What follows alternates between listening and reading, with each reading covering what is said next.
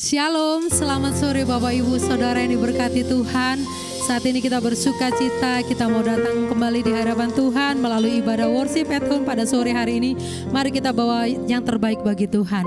Kita mau nyatakan yang terbaik bagi Tuhan karena pertolongan Tuhan terlalu besar dalam hidup setiap kita. Mari kita berdoa. Tuhan Yesus, Bapa yang sungguh baik, kami mengucap syukur Tuhan atas segala kebaikan-Mu dalam hidup kami Tuhan. Kami percaya tidak ada satu kebetulan yang terjadi dalam hidup kami, semua ada dalam rencana-Mu Tuhan. Saat ini kami memuji Engkau, kami mau menyembah Engkau, kami mau tinggikan nama-Mu Bapa. Nyatakan hadirat-Mu Tuhan di tengah ibadah ini, nyatakan hadirat-Mu di tengah kami, lawatlah kami Tuhan. Kami percaya Engkau tidak akan biarkan kami sendiri, tapi Kau senantiasa mengiringi kami Tuhan. Di dalam nama Tuhan Yesus kami undang hadirat-Mu di tengah kami. Amin. Ajar kami untuk memberikan yang terbaik Tuhan kepada-Mu Tuhan. Seperti Engkau yang memberikan kami yang kasih yang begitu besar Tuhan.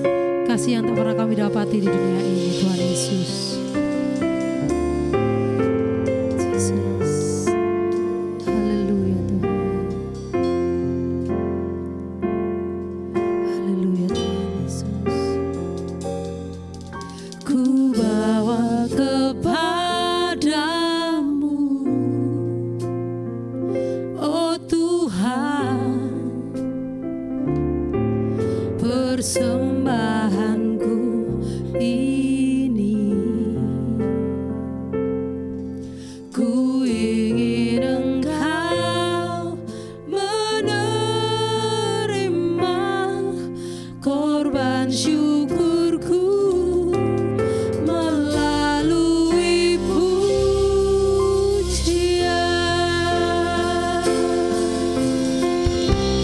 Takkan pernah ku bawa selain yang terbaik, yang harum dan sejati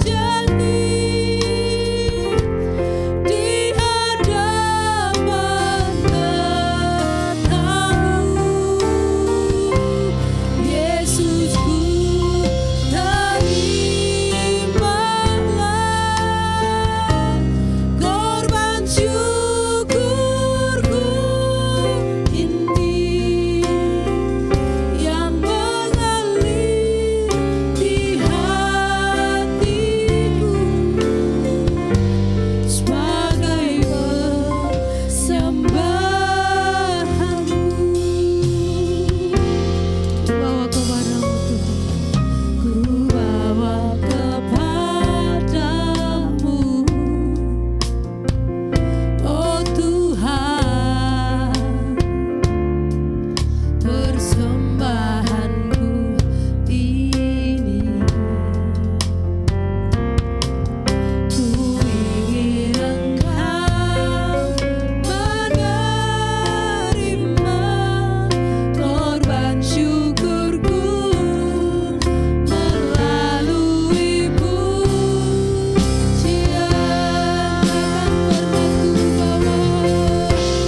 Takkan pernah ku bawa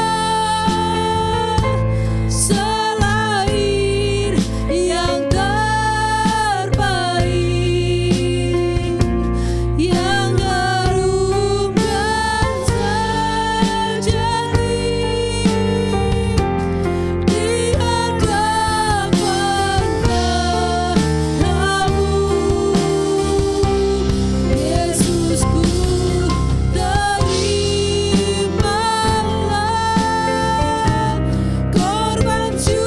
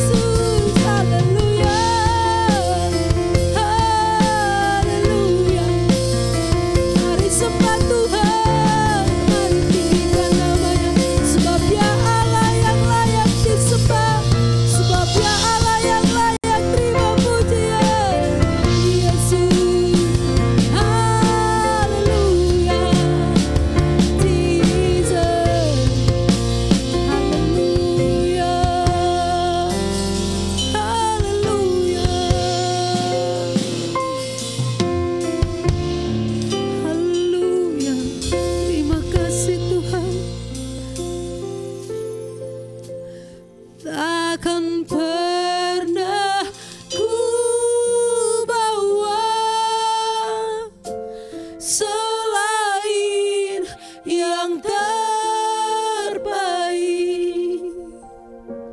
yang harum dan sejati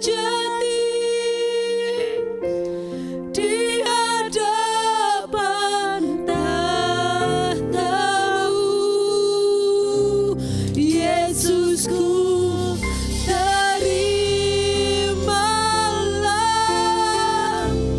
korban syukurku ini yang mengalir di hatiku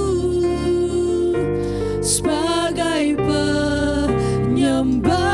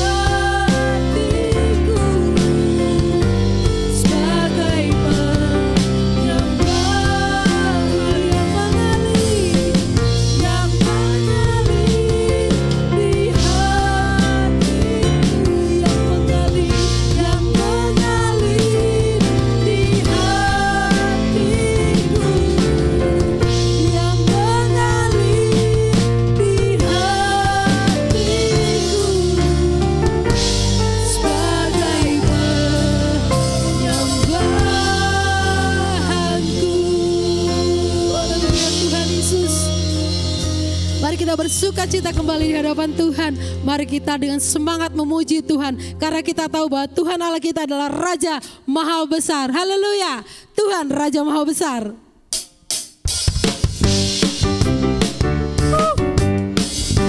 Kau Allah yang besar Tuhan.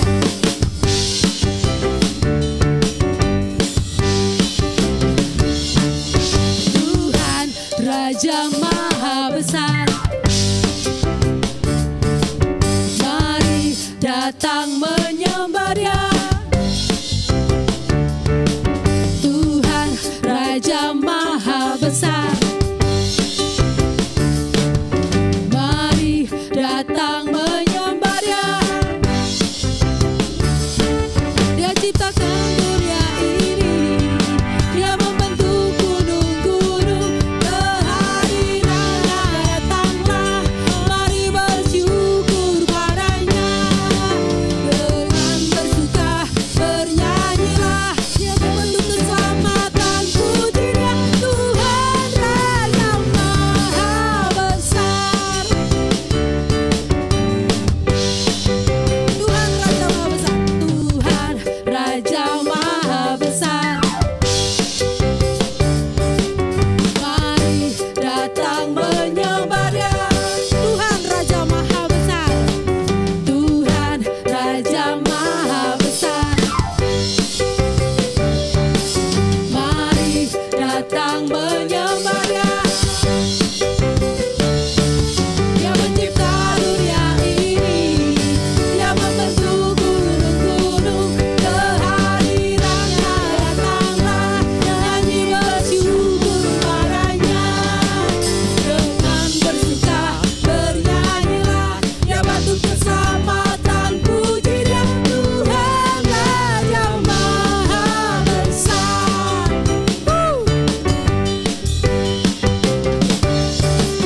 Tuhan Raja Maha Besar. Mari datang menyembah Dia. Tuhan Raja Maha Besar. Mari datang menyembah Dia. Dia pencipta dunia ini, Dia membentuk gunung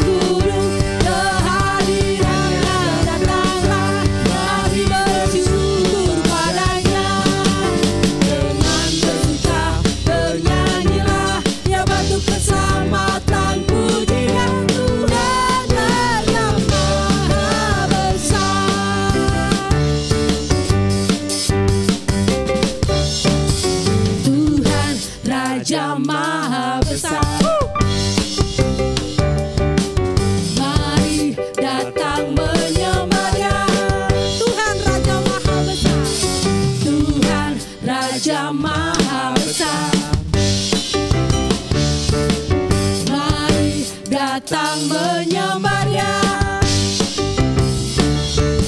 Dia pencipta dunia ini, Dia membentuk gunung-gunung, kehadiran-Nya datanglah, nyanyi bersyukur padanya. Dengan bersuka bernyanyilah, Dia batu keselamatan, pujinya Tuhan Raja Maha Besar. Tuhan Raja Maha Besar. Tuhan Raja Maha Besar.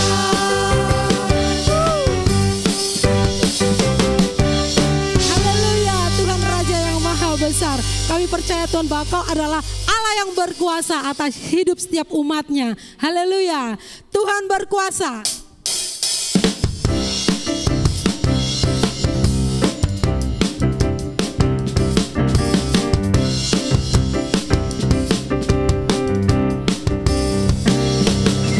Tuhan berkuasa. Tuhan berkuasa. Tuhan berkuasa. Bumi bersuka, bumi bersuka, bumi bersuka. Umat-Nya bersorak. Hey, Tuhan berkuasa.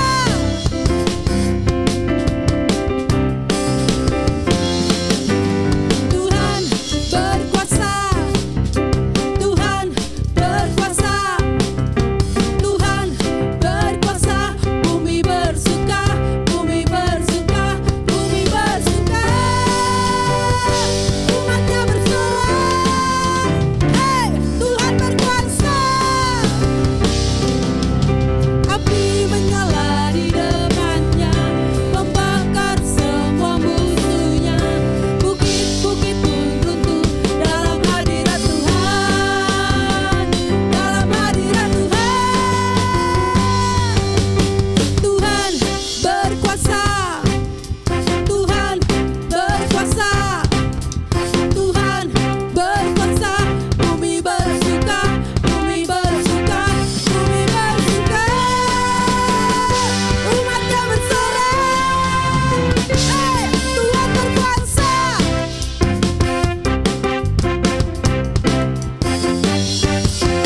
Tuhan berkuasa. Tuhan berkuasa. Tuhan berkuasa. Bumi bersuka, bumi bersuka, bumi bersuka. Umat-Nya bersorak. Hey, Tuhan berkuasa. Api menyala di depan-Nya, membakar semua musuh-Nya. Bukit-bukit pun runtuh dalam hadirat Tuhan. Dalam hadirat Tuhan. Tuhan berkuasa. Tuhan berkuasa.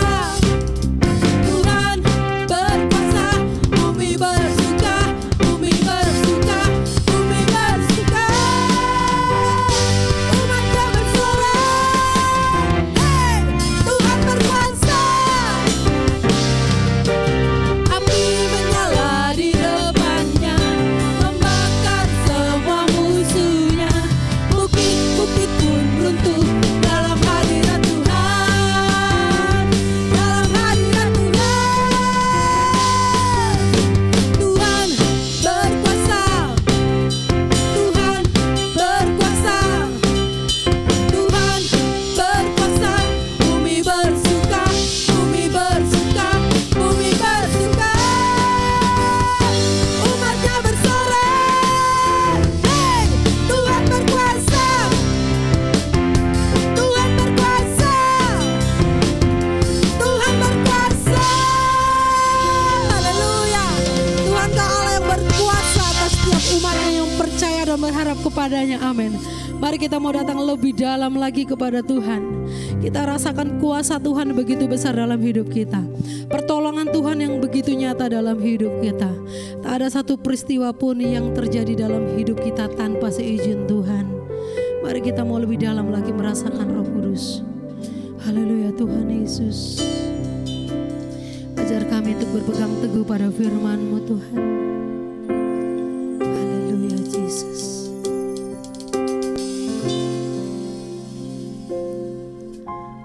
Firman-Mu berkata Kau besertaku, maka kuat roh dan jiwaku. Tangan-Mu Tuhan selalu ku nantikan, di setiap langkahku percaya. Dengan sayap-Mu ku akan terbang tinggi di tengah badai hidup. Ku tak menyerah, Kau kekuatan dan perlindungan bagiku. Pertolongan-Mu di tempat maha tinggi. Ku mengangkat tanganku, aku berserah. Kau ku nantikan, Kau yang ku sembah, Yesusku, Rajaku. Haleluya Tuhan Yesus. Firman-Mu berkata Kau besertaku, maka kuat roh dan jiwaku. Tangan-Mu Tuhan selalu ku nantikan, di setiap langkahku percaya. Dengan sayap-Mu ku akan terbang tinggi di tengah badai hidup. Ku tak menyerah, Kau kekuatan dan perlindungan bagiku. Pertolongan-Mu di tempat maha tinggi. Ku mengangkat tanganku, aku berserah. Kau ku nantikan, Kau yang ku sembah, Yesusku, Rajaku. Haleluya Tuhan Yesus. Firman-Mu berkata Kau besertaku, maka kuat roh dan jiwaku. Tangan-Mu Tuhan selalu ku nantikan, di setiap langkahku percaya.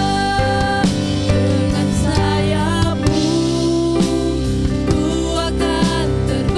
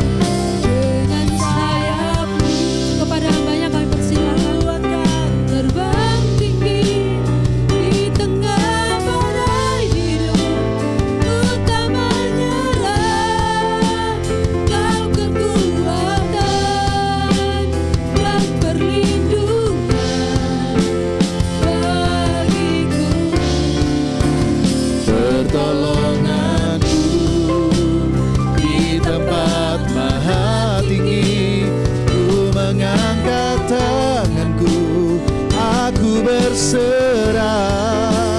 Kau ku nantikan, Kau yang ku sembah, Yesusku, Rajaku. Kau ku nantikan, Kau ku nantikan, Kau yang ku sembah. Kau ku nantikan, oh, Kau yang ku sembah. Kau ku nantikan, Kau yang ku sembah, Yesusku, Rajaku.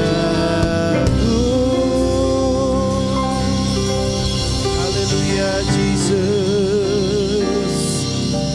Kami percaya Engkau ada di tengah-tengah kami pada malam hari ini. Dan kami rindu ya Tuhan merenungkan kebenaran firman-Mu. Sebab kami tahu bahwa kami perlu firman-Mu ya Tuhan. Firman-Mu yang berkuasa untuk mengajar, firman-Mu berkuasa untuk menegur, memulihkan kehidupan kami. Dan biarlah dari kebenaran firman-Mu kami boleh terus diubahkan untuk menjadi semakin serupa dengan Engkau. Mari ya Bapa, kami rindu ya Tuhan firman-Mu untuk boleh bekerja sungguh-sungguh di dalam hati kami dan membawa perubahan serta manfaat yang besar bagi kehidupan kami. Terima kasih Bapa, kami minta biarlah hikmat-Mu itu boleh tercurah saat ini kepada setiap kami. Berbicaralah secara khusus kepada setiap kami ya Bapa.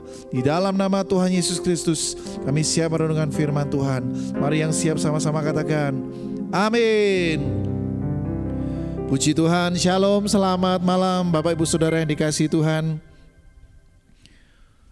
Di awal tahun ini kita sering mendengarkan ya khotbah-khotbah di worship at home maupun di ibadah, banyak disinggung mengenai pembacaan firman Tuhan. Saya rindu untuk kembali menyoroti tentang hal ini, karena sekali lagi di tahun yang baru ini adalah kesempatan kita untuk memperbaharui komitmen kita secara rohani di hadapan Tuhan. Apa yang mungkin sudah terlewat ya di tahun 2023, mungkin kita di tahun lalu, di awal tahun yang lalu ingat, oh aku mau serius baca firman, tapi ternyata luput juga gitu. Mari tahun ini masih belum terlambat saudara, masih bulan Januari, kita akan terus belajar untuk memperbaiki komitmen kita secara rohani di hadapan Tuhan. Baik, mari kita sama-sama merenungkan firman Tuhan. Saya ambil renungan firman pada malam hari ini dari kitab Mazmur pasal yang pertama. Tidak banyak saudara, ini cuma 6 ayat ya. Mazmur pasal yang pertama, ayat 1 sampai 6. Kita akan baca sama-sama ya.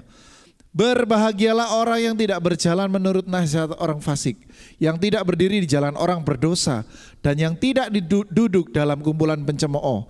Tetapi yang kesukaannya ialah Taurat Tuhan, dan yang merenungkan Taurat itu siang dan malam.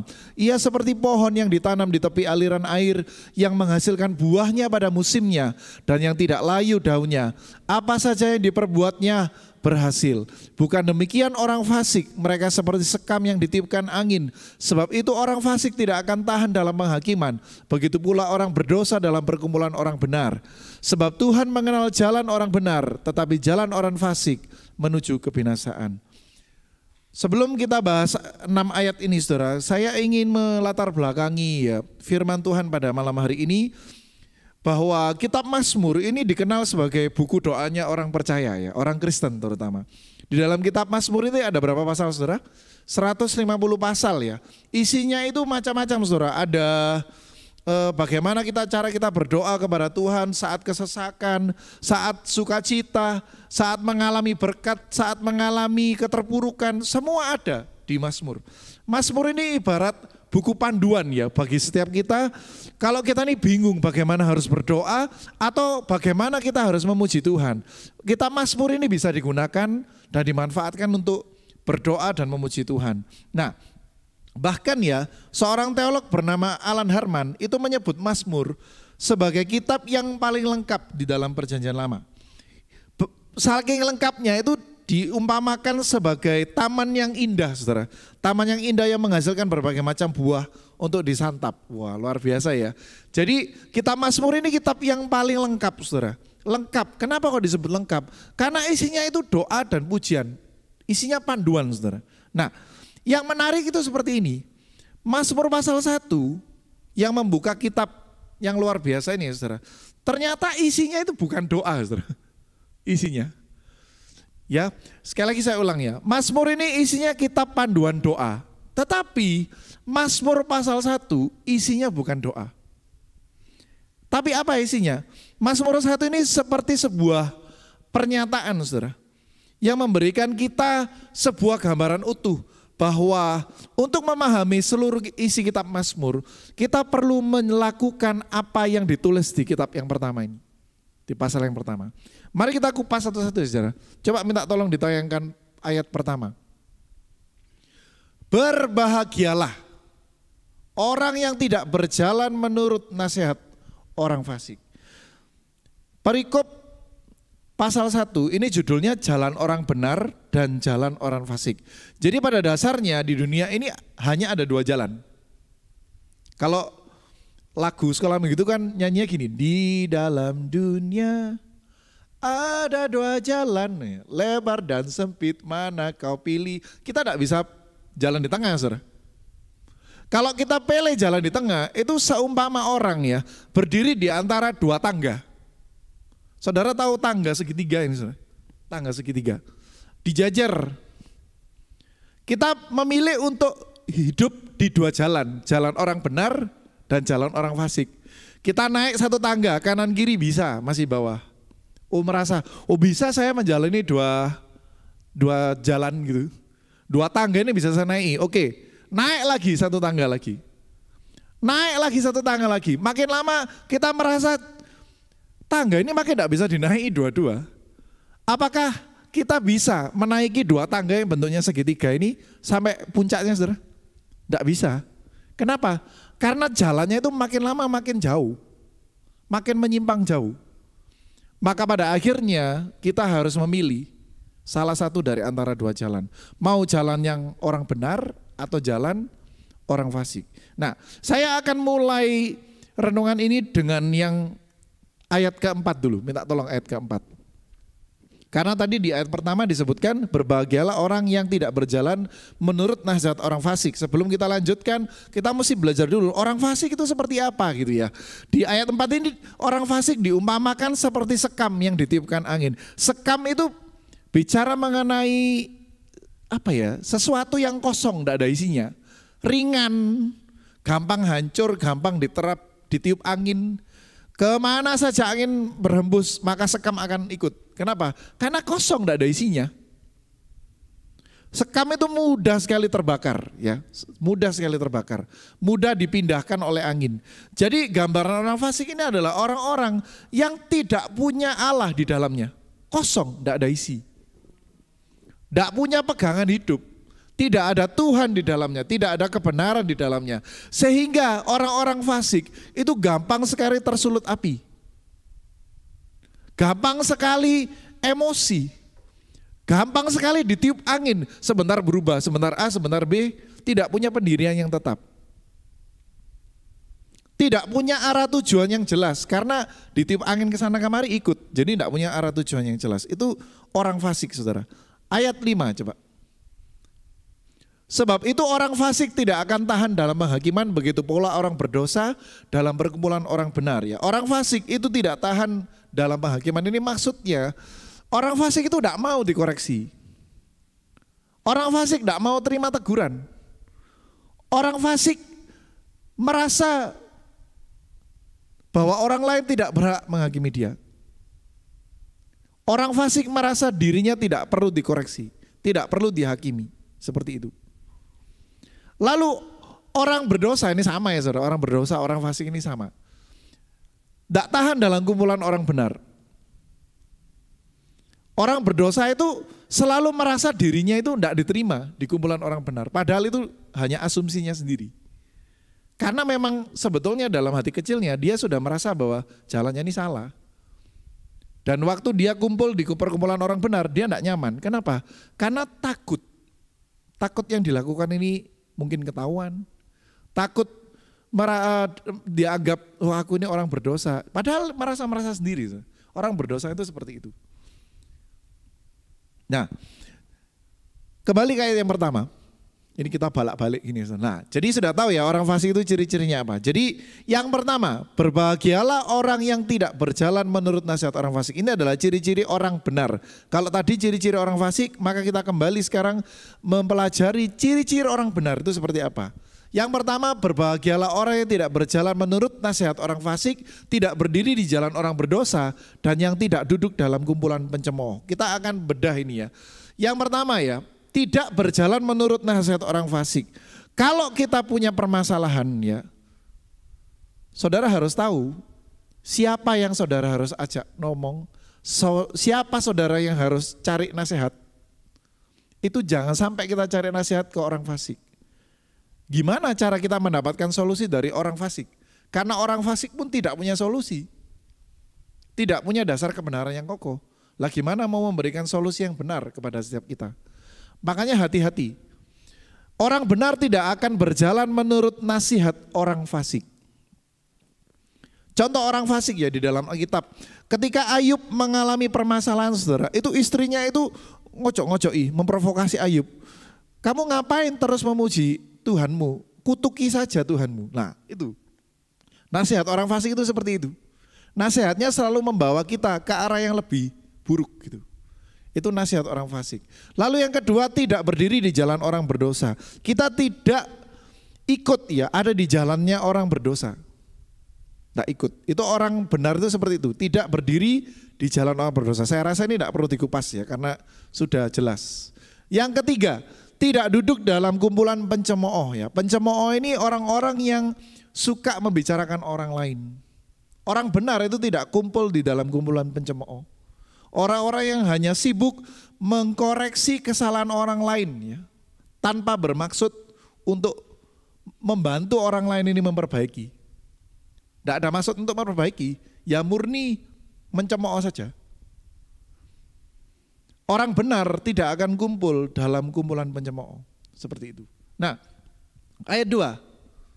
Ini yang keempat, saudara, ciri-ciri keempat. Tetapi yang kesukaannya ialah Taurat Tuhan. Dan yang merenungkan Taurat itu siang dan malam. Nah ini kita kembali ke dasarnya, saudara. Berapa banyak di antara kita nih yang merasa bahwa ibadah setiap minggu itu sudah cukup. Ibadah mungkin kita juga datang ibadah Rabu, tengah minggu. Merasa dengar firman di hari Rabu dan hari Minggu sudah cukup gitu. Tetapi di ayat 2 ini dikatakan dengan jelas. Yang kesukaannya ialah Taurat Tuhan dan yang merenungkan Taurat itu siang dan malam. Arti kata merenungkan itu kalau dalam bahasa aslinya itu artinya sama dengan membisikkan, membicarakan. Merenungkan itu seperti itu. Membisikkan, membicarakan. Artinya apa? Kadangkala kita itu mesti setelah baca firman ya saudara, kita mesti memikirkan ulang, mengatakan firman yang sudah kita baca itu. Karena seringkali firman yang kita baca itu akan jadi rema ya dalam kehidupan kita, khususnya hari itu saudara. Makanya kenapa kita sangat dianjurkan untuk baca firman tiap hari. Harus itu saudara. Gimana cara kita bisa mengetahui kebenaran kalau kita ini tidak pernah membaca firman Tuhan, tidak bisa tahu. Kalau kepingin tahu jalan yang benar, ya harus baca firman Tuhan. Ingat bahwa orang yang benar itu adalah salah satu cirinya, itu yang suka Taurat Tuhan. Dan yang merenungkan Taurat itu siang dan malam. Ini siang dan malam ini, kalau di terjemahan asli itu bukan siang dan malam, tapi siang sampai malam. Artinya itu terus menerus. Terus menerus, siang sampai malam, bukan siang dan malam. Siang sampai malam, itu artinya terus menerus. Nah, apa akibatnya orang yang suka merenungkan firman Tuhan ini? Kita lihat ayat yang ketiga, saudara. Ini adalah buah berkat bagi orang benar ya, yang suka merenungkan firman Tuhan. Ia seperti pohon yang ditanam di tepi aliran air. Yang pertama ini ya, ia seperti pohon yang ditanam di tepi aliran air. Ingat ya saudara, yang ditanam itu berarti ada yang nanam. Kehidupan kita ini ya, kalau mau diberkati itu tidak bisa spontan. Ujuk-ujuk tiba-tiba tumbuh pohon di tepi aliran air, tidak bisa. Harus ada yang menanam. Lah kalau kita ini hidup di dalam Taurat Tuhan, di dalam firman Tuhan, maka Tuhan ini sebagai penanamnya itu akan menanamkan kehidupan kita itu di tepi aliran air. Ditanamnya itu di tepi aliran air. Bayangkan saudara, pohon itu kan sangat membutuhkan air sebagai sumber kehidupan. Jadi kalau ditanam di tepi aliran air, saya jamin akarnya tidak akan pernah kehabisan air. Artinya sumber kehidupan yang dibutuhkan oleh pohon itu akan terus dia dapatkan sepanjang hidupnya. Tidak akan pernah habis. Karena ini aliran air ya. Namanya aliran air itu terus ada. Tidak akan pernah habis. Seperti itulah kehidupan kita. Kalau kita ini suka merenungkan firman Tuhan. Kita ini seperti pohon. Kita akan mengalami terus menerus sumber air kehidupan. Yang akan terus membuat kita ini segar, sehat secara rohani. Dan tidak akan pernah layu. Saudara. Yang menghasilkan buahnya pada musimnya dan yang tidak layu daunnya. Ini tadi salah satu ya. Yang menghasilkan buah pada musimnya. Buah ini artinya selain berkat. Berkat tentu saja saya percaya berkat itu hal yang kecil ya bagi Tuhan, bagi setiap kita. Selain buah dalam bentuk berkat, ada yang namanya buah rohani. Buah-buah roh itu bentuknya adalah karakter-karakter Kristus.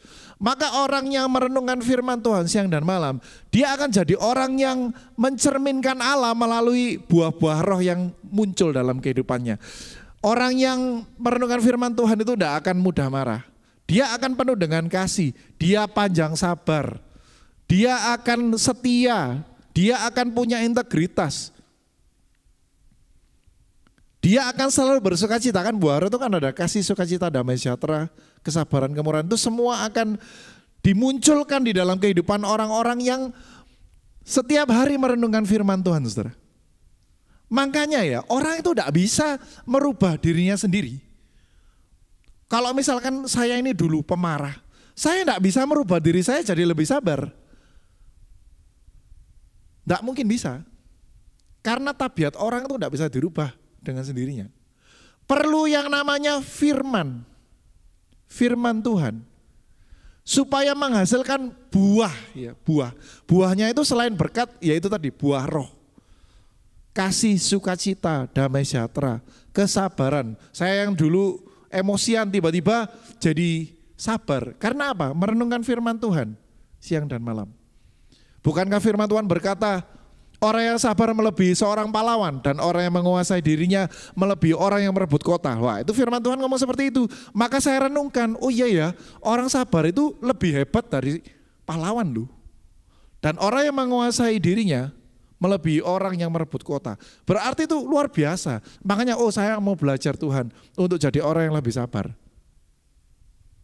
Dan percayalah Tuhan akan mengubah kehidupan kita, saudara. Seperti itu. Tidak akan layu daunnya tadi sudah saya sebut. Dan apa saja yang diperbuatnya berhasil. Ini jaminan firman Tuhan. Dan saudara percaya bahwa firman Tuhan itu ya dan amin. Ya saudara.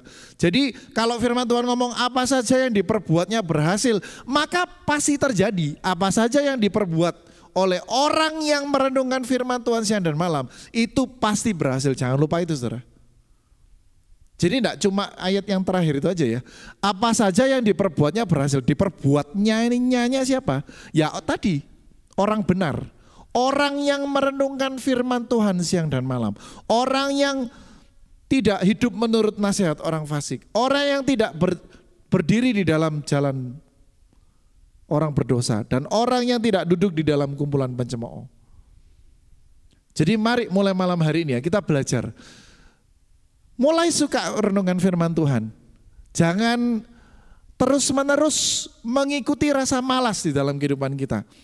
Saya nyampaikan ke anak-anak muda ya saudara, karena kan saya ini pelayanan di kaum muda. Ayo belajar, ayo renungkan firman Tuhan. Saya cari cara supaya mereka ini mau merenung firman Tuhan. Saya kasih buku.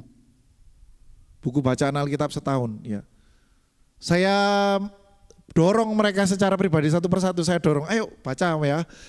Kalau ketinggalan jangan dikejar yang kemarin, baca mulai hari ini aja.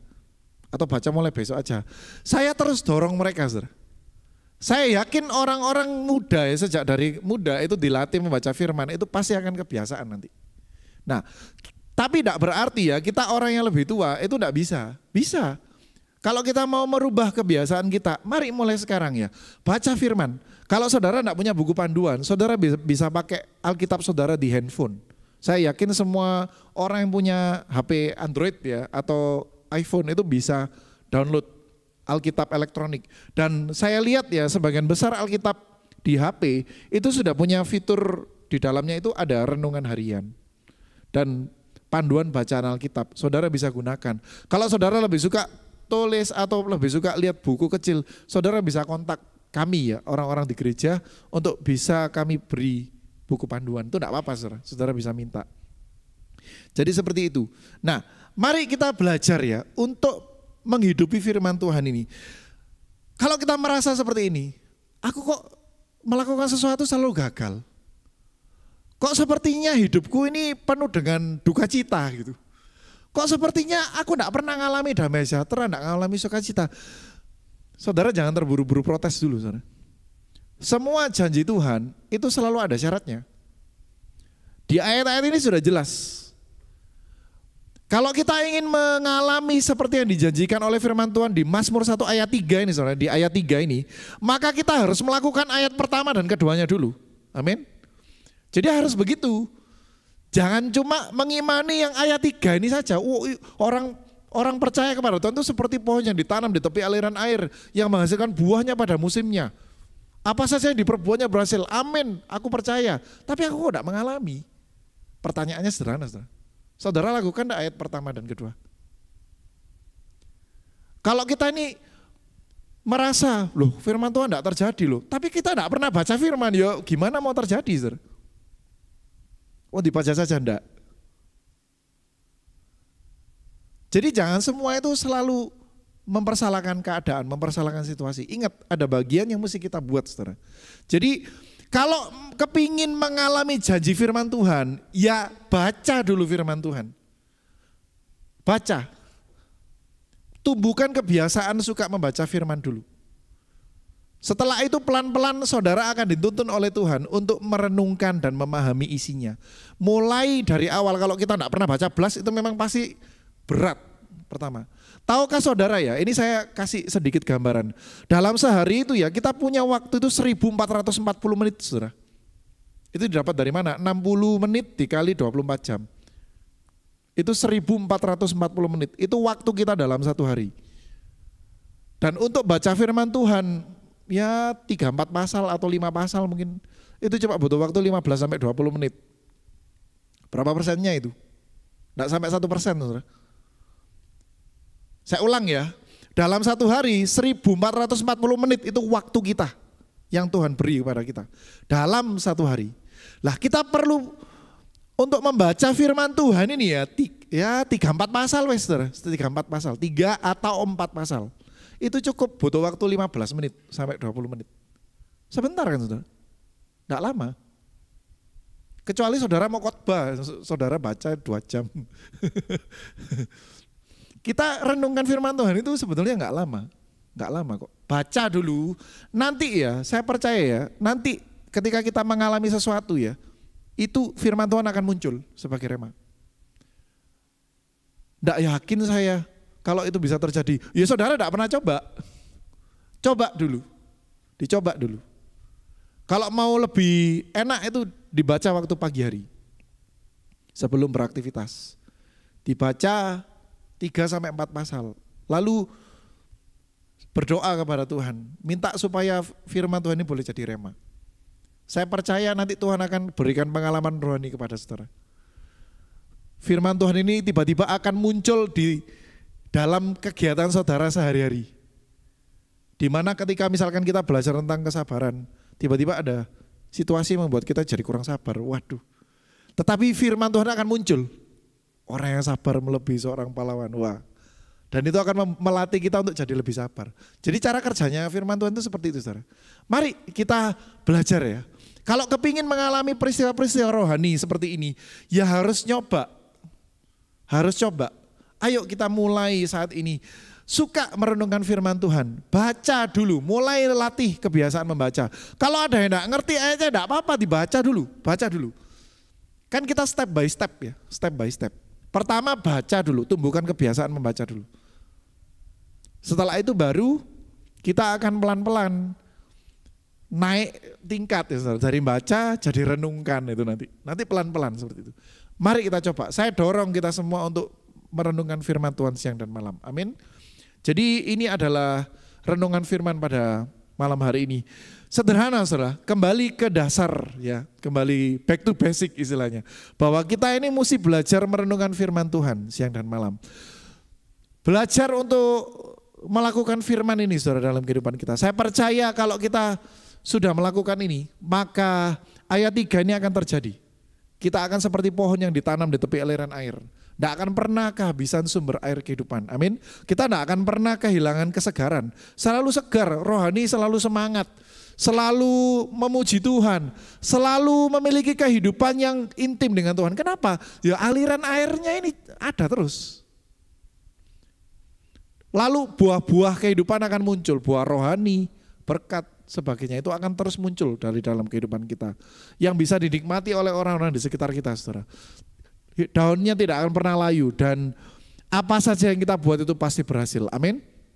Mari kita berdoa untuk menutup renungan kita pada malam hari ini. Kita akan angkat satu pujian ya. Ku renungkan firman-Mu siang dan malam. Haleluya Jesus. Thank you Lord, thank you Lord. Agak naik sedikit. Aku mengasihi Engkau Yesus dengan segenap hatiku. Katakan aku mengasihi Engkau Yesus dengan segenap jiwa. Katakan ku renungkan firman-Mu siang dan malam. Ku pegang perintah-Mu dan ku lakukan. Engkau tahu ya Tuhan, tujuan hidupku hanyalah untuk menyenangkan. Firman-Mu siang dan malam. Ku pegang perintah-Mu dan ku lakukan. Engkau tahu ya Tuhan, tujuan hidupku hanya untuk menyenangkan, untuk menyenangkan, hanya untuk menyenangkan, hanyalah untuk menyenangkan. Sekali lagi katakan, hanyalah untuk menyenangkan hati-Mu.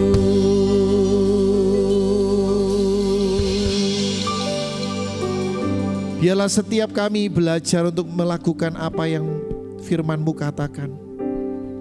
Kami mau belajar untuk menyukai firman Tuhan. Kami rindu ya Tuhan mengalami janji-janji firman-Mu. Janji-janji yang luar biasa yang Engkau sudah tuliskan bagi setiap kami. Tetapi kami sadar bahwa kami harus melakukan sesuatu yang menjadi bagian kami. Kami harus mulai membaca dan merenungkan firman-Mu tiap-tiap hari. Kalau hal yang sederhana ini saja kami tidak mau lakukan, mustahil bagi setiap kami untuk kami bisa mengalami janji-janji firman-Mu ya Bapa. Kami sadar ya Bapa bahwa ini adalah hal paling dasar di dalam kehidupan kami sebagai orang-orang percaya. Kami mau membaca firman-Mu tiap-tiap hari. Kami mau merenungkan firman-Mu tiap-tiap hari ya Bapa. Supaya kami ini tidak berjalan di dalam nasihat orang fasik. Supaya kami ini tidak berdiri dalam jalan orang berdosa. Dan kami tidak duduk bersama dengan kumpulan pencemooh. Kami sadar kami perlu firman-Mu yang akan terus mengubah, mengajar kehidupan kami ya Bapa. Dan membuat setiap kami mengalami janji-janji firman-Mu yang luar biasa. Tolonglah kami, mampukan kami. Ampuni kami kalau kami sering merasa malas ya Tuhan. Kami sering mengabaikan firman-Mu. Kami sering menganggap bahwa firman-Mu itu bukan sesuatu yang penting. Tetapi mulai malam hari ini kami mau ambil komitmen yang baru di hadapan Tuhan. Mari saudara ambil komitmen yang baru. Sungguh-sungguh ambil komitmen yang baru di hadapan Tuhan. Berjanjilah kepada Tuhan untuk mulai membaca firman Tuhan setiap hari. Mulai dari 1 pasal, 2 pasal.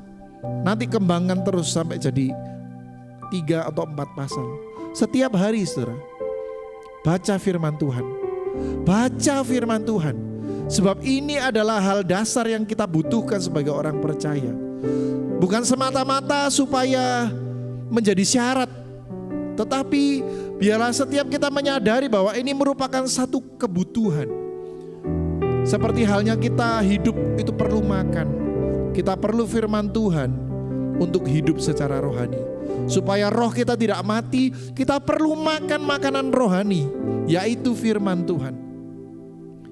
Bukankah firman Tuhan berkata, firman itu seperti roti hidup.